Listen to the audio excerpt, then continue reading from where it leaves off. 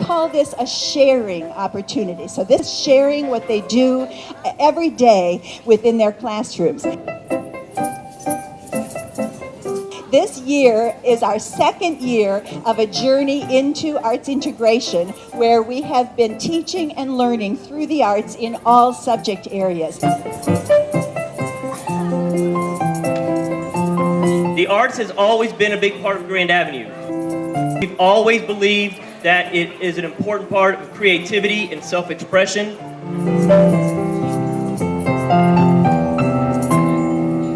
But now we understand and believe that the arts helps us learn and helps us learn better.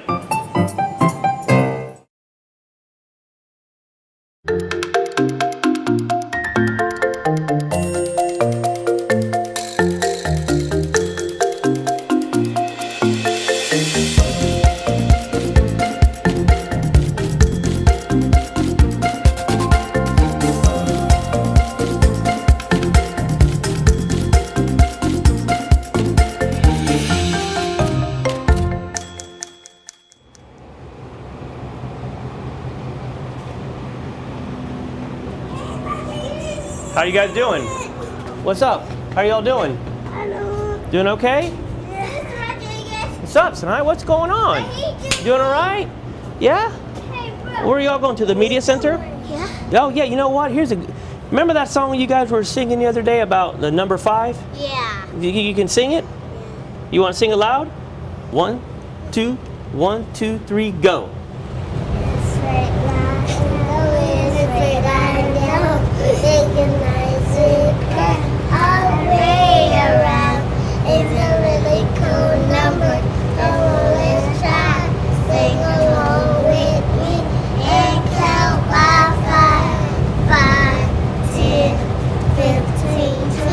There's some who might think we can't afford to integrate the arts, but we can't afford not to. Students learn with different modalities. Some are visual learners, some are auditory learners, and some learn by movement. So a lot of traditional lessons do not capture those modalities that not only children learn that way, but we all do. 35, 40. Imagine the impact that integrating the arts has with helping a concept and a skill be learned.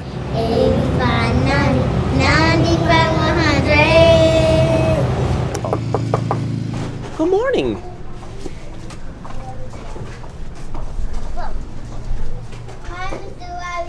Good morning, guys. Good morning. Hello, Belsom. How are you? Hi, Miss Betterson. I'm really proud of our teachers. I'm so proud of the way they plan their lessons. It's very deliberate, very intentional, and they bring in drama, dramatic play. Tell me what this is. What do you got here? It's what? A pizza? Coffee. Oh, coffee for me? They bring in visual art. Sometimes you wear your hair like that, don't you? Yes. Yeah. Mm-hmm. Which one's yours? Can you point to it? Music. And all their lessons now have more pop to them. This is Miss Bragg's second grade classroom, and I can tell you that, for instance, in a traditional sense, with vocabulary, students would learn a word, learn how to pronounce it, look up the definition, and then maybe take a test or whatever at the end of the week. But we have our students learn the word, learn how to pronounce it, use it in context, hear it in context multiple times, then get a chance to draw a picture that illustrates the meaning of the word. And in many cases, they are doing dramatic expression of the word so that they can really understand that word and have a good grasp of its meaning. Our students now realize that, yes, they do go to art class, they go to music class, but they see art and music and experience it all throughout the day. Our students understand the concepts better. It's just good teaching, it's great teaching, and that's what our students deserve.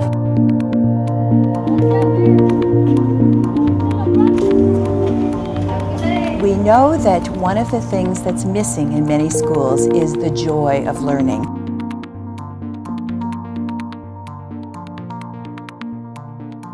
Students often are not engaged in their learning. They're kind of bored. They're kind of turned off.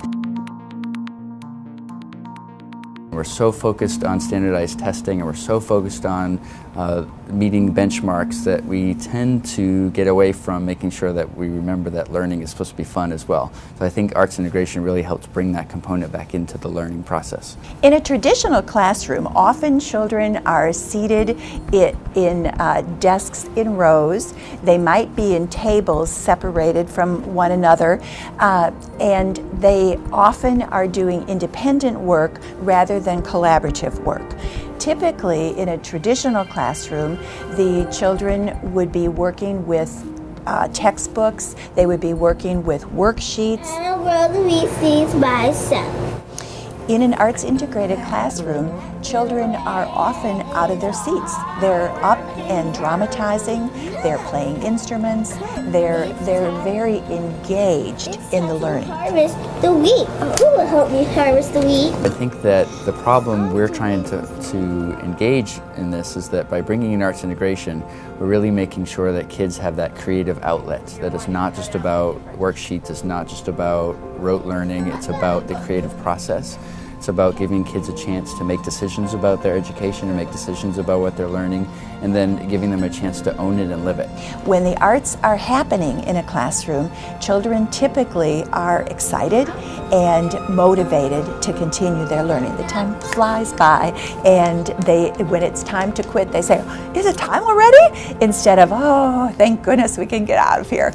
We're trying to change a culture. We're trying to change the process by which teachers create lesson plans. So it really is starting with teacher training and teacher staff development. In this program, what we're trying to do is work with teachers to change the way that they think about teaching and that they implement their teaching. And so we are giving them strategies in the arts that they can integrate with their regular classroom curriculum. Right? Take a look at this picture really closely, because One of the strategies that we utilize is called Read the Picture.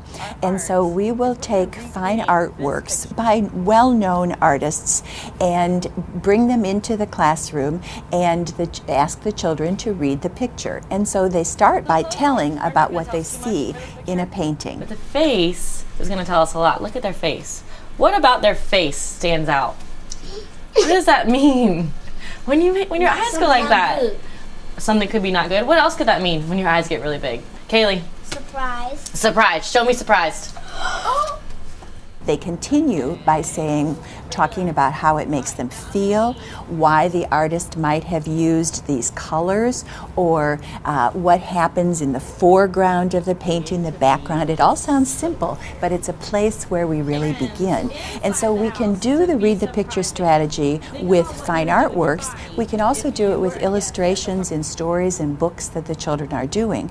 And what we find is that when teachers learn the Read the Picture strategy and they apply it to the reading that they're doing in their textbooks or in books that children are reading, that children begin to pay more attention and they begin to make inferences about the work that they're doing. They have a better understanding of what's going on in the story. So this technique helps them in their development of their understanding.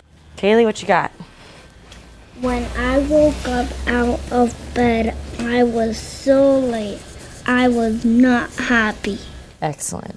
Okay. I'm like, And I love that you have your hands on your head. That's good details. What else can you add to that to make that a little bit different? I'm late. On every occasion that we've used these arts integrated lessons, they have found them, so fun and engaging that they remember it. And they remember whatever topic we were using to kind of get across to them. Bevan is a fantastic second grade teacher. She embraces the possibilities, and she too has grown significantly in her implementation of arts integration strategies. I did the life cycle of a butterfly last year. We did motion to it, and we had music that went to it and scarves, and they performed it for the school, and none of those kids ever forgot the life cycle of a butterfly. And when it came time for the test at the end of the year, they all nailed it.